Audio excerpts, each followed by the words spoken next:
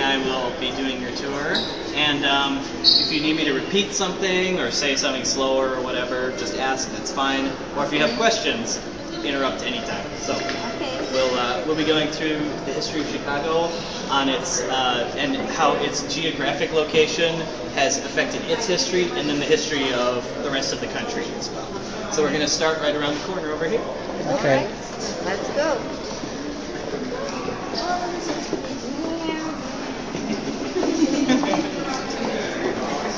It's nice that you can compare these two pictures. I don't usually stop here, but we got these people getting on a train and those people getting on a train. 100 years, 100 years difference. So you don't usually see people with hats like that anymore.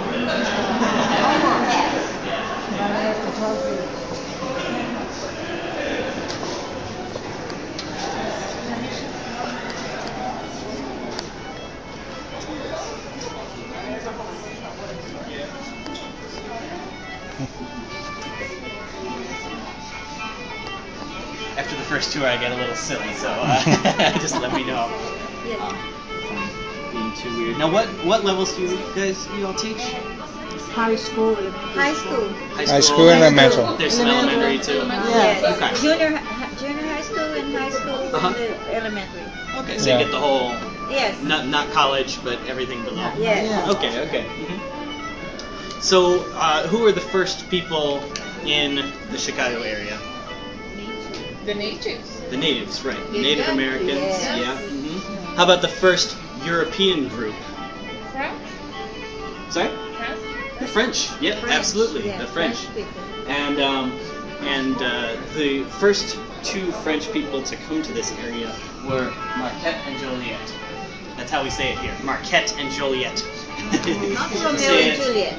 Marquette. Not Romeo and Juliet. It's Marquette and Joliet. And no romance that we know about. And they were coming from up in Wisconsin, and then they were taking the rivers to do some trade in the middle of the country. That's the reason why they were here, was mainly for the fur trade. Now, does anybody know about the fur trade? No. In No, this we area? haven't heard about it. Okay. So the area that we now know as Canada and the middle part of the United States had a lot of animals and that people in Europe had never heard of and never seen. One of the most important was the beaver. Beavers, you know? Yes. Unless they do the thing. Right. And so there was a big industry or big business at the time was to go catch beavers and use the fur, send the fur back, and then make clothes out of it, make hats out of it, that kind of thing. Send it back to France, send it to the eastern part of North America, that kind of thing. So this was huge business at that time. And the French would send out agents throughout the country, and they would hire Indians, Native Americans, to go and hunt and then bring the fur back. And then they could sell it. Those are five. What's, huh? Those are five. Yeah. Right, yeah. And the French were much more peaceful with the natives than the English, and then the Spanish also not so friendly a lot of the time. The French were using it as a for commerce. So the French were mainly using the rivers to get around. And does anybody know what a portage is? Portage. Yeah. We have a Portage. Yeah. It's a big structure to protect a place, something like a high wall. Oh, what's that? That's not a portage. That's something else. I know what you're talking Like about, a but native I can't think of the word. Huh? Like a napier. A little bit. It's actually a spot where two rivers come close together that don't meet, and then you carry all your stuff across the land between it to get from one set of rivers to the other. So, for example, in Chicago, we have the Chicago River that goes into Lake Michigan, Yeah. and then you have rivers out in the suburbs and further west that don't go to Lake Michigan, they go the other way. They go to the Mississippi River.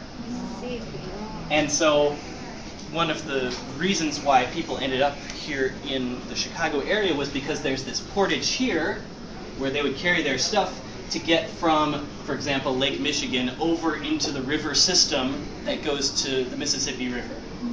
And that's how you would get from one set of rivers to the other. And if you look at old maps like this one, you'll notice the lakes, the shape of the lakes are all incorrect. But you'll notice that the portages are very accurate because they're so important for the navigation, for transportation through that area. So there's one in Wisconsin that is very important. And then there's the one here in Illinois near Chicago. That's very important. And so Marquette Joliet, when they came down, they found this portage in the Chicago area, and they set up a small settlement around it. They would, why were they here? We have business, right? Also, what else?